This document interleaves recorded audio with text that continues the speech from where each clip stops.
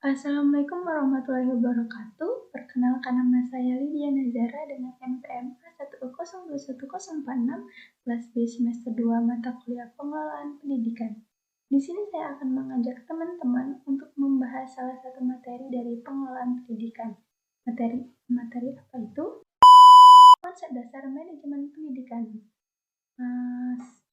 Langsung aja kita bahas ya teman-teman.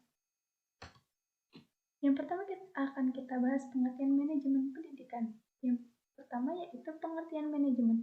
Manajemen berasal dari bahasa Latin dari kata manus yang artinya tangan dan egre yang berarti melakukan. Kata-kata ini digabung menjadi manajer yang bermakna menangani sesuatu, mengatur, membuat sesuatu menjadi seperti apa yang diinginkan dengan mendaya gunakan seluruh sumber daya yang ada. Asmendri 2012. Manajemen menurut teori 1986 adalah kemampuan mengarahkan dan mencapai hasil yang diinginkan dengan tujuan dari usaha-usaha manusia dan sumber lainnya.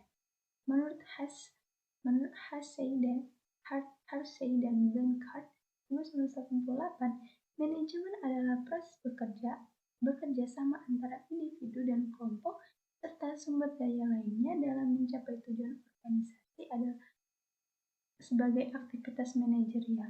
Dari pemikiran para ahli tersebut, manajemen dapat disimpulkan merupakan ilmu dan seni dalam mengatur, mengendalikan, mengomunikasikan, dan memanfaatkan semua sumber daya yang ada dalam organisasi dengan memanfaatkan fungsi-fungsi manajemen seperti planning, organizing, executing, controlling, agar organisasi dapat mencapai tujuan secara efektif dan efisien.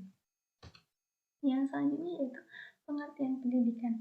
Pendidikan atau education secara sistematik berasal dari bahasa Yunani yaitu paidagogia yang berarti pergaulan dengan anak-anak.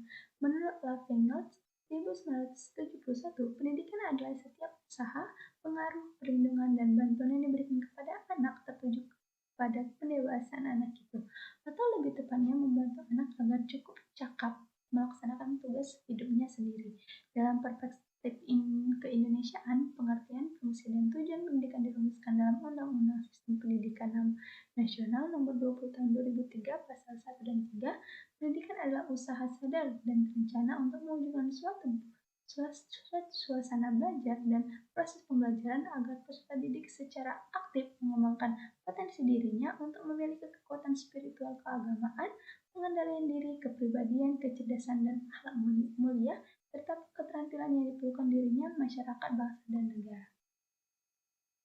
Nah, pengertian manajemen pendidikan sendiri menurut Nawawi 1993 adalah bahwa manajemen pendidikan adalah ilmu terapan dalam bidang pendidikan yang merupakan rangkaian kegiatan atau keseluruhan proses pengendalian usaha kerjasama sejumlah orang untuk mencapai tujuan pendidikan secara berencana dan sistematis yang diselenggarakan di lingkungan tertentu, terutama lembaga pendidikan formal.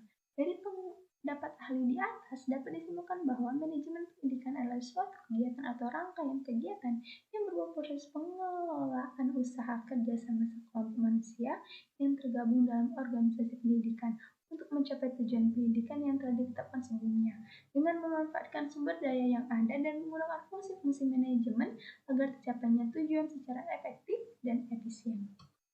Yang selanjutnya kita akan membahas unsur-unsur manajemen. Yang pertama yaitu menurut Usman 2009 dan Henry Thiel. Menurut mereka yaitu ada 7.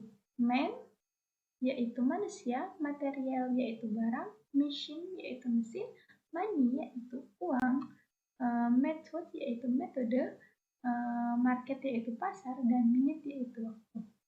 Yang selanjutnya dalam teori organisasi yang pertama kali diperkenalkan oleh Thiel 1949, manajemen membahas beberapa hal-hal sebagai berikut: teknikal, komersial, dan finansial, security, accountancy, dan manajerial.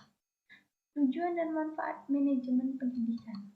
Apa itu tujuan dan manfaat manajemen pendidikan menurut Menurut fakta tahun 2012, yaitu terwujudnya suasana belajar dan proses pembelajaran yang aktif, inovatif, kreatif, dan efektif, serta menyenangkan, terciptanya peserta didik yang aktif mengembangkan potensi dirinya untuk memiliki kekuatan spiritual keagamaan, pengendalian diri, kepribadian, kecerdasan, dan akhlak mulia, serta keterampilan yang diperlukan dirinya, masyarakat, bangsa, dan negara.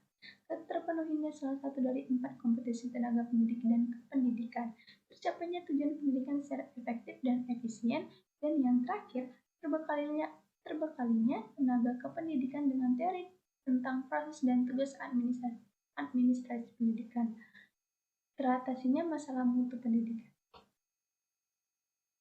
Lalu pembagian manajemen. Manajemen itu dibagi menjadi beberapa, yaitu manajemen puncak atau top management, yang kedua yaitu manajemen menengah atau middle management, yang ketiga yaitu manajemen pelaksana atau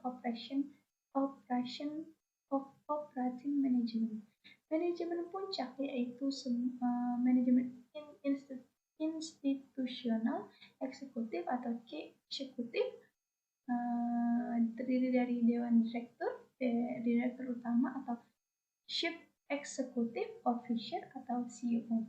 Dan yang kedua, manajemen menengah itu disebut juga dengan manajemen administratif, terdiri dari pimpinan pabrik atau para manajer divisi atau division managers. Dan yang ketiga yaitu operating management, disebut juga dengan manajemen penyedia atau supervision management. Tugasnya bertanggung jawab untuk melaksanakan dan melaksanakan rencana-rencana yang dibuat oleh para manajer menengah. Selanjutnya, komposisi keterampilan manajemen. Ada 3, yaitu keterampilan teknik atau technical skills, keterampilan manusia atau human skill, dan keterampilan konseptual atau conceptual skill. Kalian bisa dilihat dari PPT yang telah ditampilkan. Selanjutnya, prinsip-prinsip manajemen pendidikan. Prinsip-prinsip manajemen pendidikan menurut Douglas 1963 menuliskan prinsip-prinsip manajemen pendidikan sebagai berikut.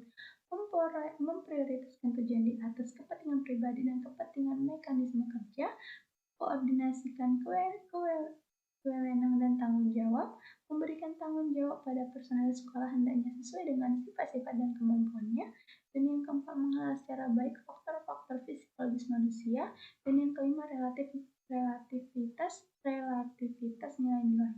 Prinsip-prinsip tersebut memiliki esensi bahwa manajemen dalam ilmu dan praktiknya harus memperhatikan tujuan, orang-orang, tugas-tugas, dan nilai-nilai. Tujuan dirumuskan dengan tepat sesuai dengan arah organisasi, tuntutan zaman, dan nilai-nilai yang berlaku. Tujuan suatu organisasi dapat dijabarkan dalam bentuk divisi, misi, dan saran-saran. Mungkin ini saja